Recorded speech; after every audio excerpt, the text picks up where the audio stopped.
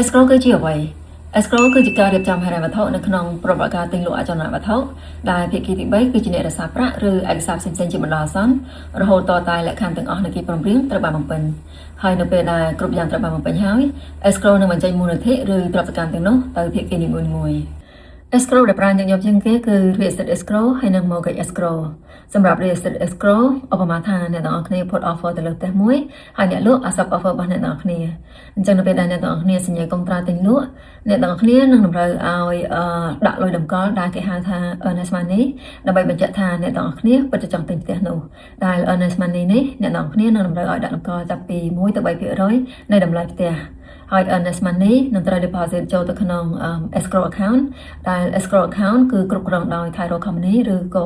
Metavi ជាដើមនៅក្នុង escrow account គឺអាចផ្ទុកទៅដោយ earnest money ប្លង់កម្មសិទ្ធិហើយនិង title document ជាដើមការបិទ escrow មានន័យថាលក្ខខណ្ឌទាំងអស់ត្រូវបានបំពេញអ្នកទិញទទួលបានកម្ចីកម្មសិទ្ធិផ្ទះត្រូវបានផ្ទេរពីអ្នកលក់ទៅអ្នកទិញចំណែក mortgage escrow គឺប្រៀបដូចជាគណនីសន្សំដែលត្រូវបានបង្កើតឡើងដោយធនាគារដើម្បីគ្រប់គ្រងការបង់ពន្ធផ្ទះនិងធានារ៉ាប់រងផ្ទះជំនួសឲ្យអ្នកទាំងអស់គ្នាជាគោលគណនី escrow នេះគឺដើម្បីធានាថាអ្នកទាំងអស់គ្នាមានលុយគ្រប់គ្រាន់សម្រាប់បង់ពន្ធផ្ទះហើយនិងធានារ៉ាប់រងផ្ទះនៅពេលដែលវាកាយបានមកដល់នៅពេលអ្នកទាំងអស់គ្នាខ្ចីលុយពីធនាគារអ្នកទាំងអស់គ្នាគឺតម្រូវឲ្យបង់សងទៅធនាគារវិញប្រចាំខែនៅចំនួនណាមួយដែលនៅក្នុងចំនួននោះគឺរួមបញ្ចូលទៅដោយប្រាក់ដើមការប្រាក់ពន្ធផ្ទះហើយនិងធានារ៉ាប់រងផ្ទះប្រាក់ដើមហើយនឹងការប្រាក់គឺជាលុយដែលបង់ទៅធនាគារពន្ធផ្ទះគឺជាលុយដែលបង់ទៅ county របស់អ្នកទាំងអស់គ្នាហើយនឹងធានារ៉ាប់រងគឺបង់ទៅក្រុមហ៊ុនធានារ៉ាប់រងនៅក្នុងលុយដែលអ្នកទាំងអស់គ្នាបង់ទៅធនាគារប្រចាំខែដែលរួមបញ្ចូលដោយប្រាក់ដើមការប្រាក់ពន្ធផ្ទះហើយនិងធានារ៉ាប់រងផ្ទះគឺមានតែប្រាក់ដើមហើយនិងការប្រាក់ទេដែលរត់ចូលធនាគារចំណែកឯពន្ធផ្ទះហើយនិងធានារ៉ាប់រងផ្ទះ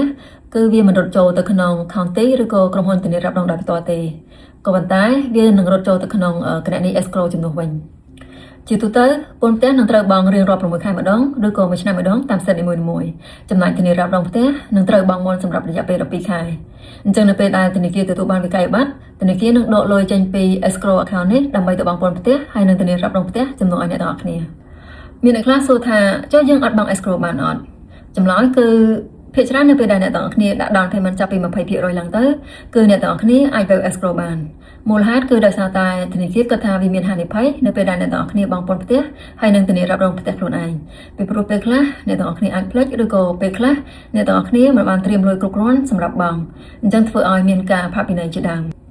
បើសិនអ្នកទាំងអស់គ្នាមានចម្ងល់ផ្សេងៗទាក់ទងជាមួយកម្ចីទិញផ្ទះនៅអាមេរិកអ្នកទាំងអស់គ្នាអាចពិភាក្សាជាមួយខ្ញុំផ្ទាល់ដោយឥតគិតថ្លៃតាមរយៈទូរស័ព្ទទៅខាងក្រោមឬក៏តាមរយៈ Facebook Messenger ក៏បាន